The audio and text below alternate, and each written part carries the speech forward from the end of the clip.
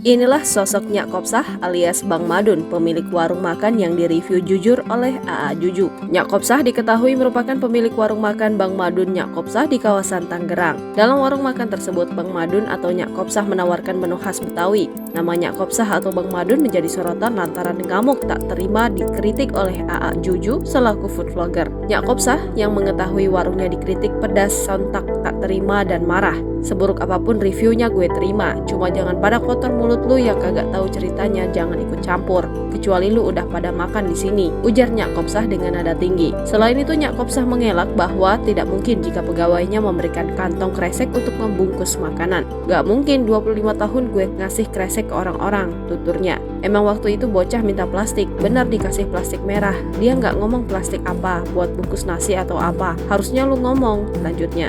Lebih lanjut, Nyak Kopsah juga meminta agar food vlogger yang mengulas makanan untuk konfirmasi terlebih dahulu kepadanya. Sejujur-jujurnya lu boleh review warung gua, tapi lu konfirmasi dulu gue begini-begini orang tua, tuturnya.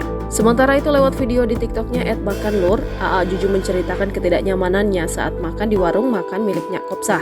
Dimulai dari aroma tak sedap dari kali yang bersebelahan dengan warung tersebut. Saat masuk di warung tersebut, ia melihat sejumlah sampah tisu bekas pengunjung yang berserakan. Menurutnya, warung makan yang tampak berantakan dan kotor. Ini kita masuk, aduh beneran deh aromanya kurang wangi deh gitu, karena sebelahnya pas banget kali yang kali hitam gitu, ujar AA Juju. Tak hanya itu, harga makanannya terbilang mahal, seperti telur dadar yang dibanderol dengan harga Rp65.000. Gue pikir makanannya range harganya murah ya, maksud gue buat gue ini mahal. Gue pikir kayak warteg gitu, rumah makan lesehan. Ternyata harganya di atas rata-rata. Menurut gue yang murah ya, ujar AA Juju. Dalam videonya AA Juju pun sempat mengungkapkan jika ia mendadak kehilangan selera untuk makan di warung Nyak Kopsah ini karena bau kali yang tidak sedap. Di sisi lain, food vlogger ini mengunggah saat dirinya diberi kantong kresek.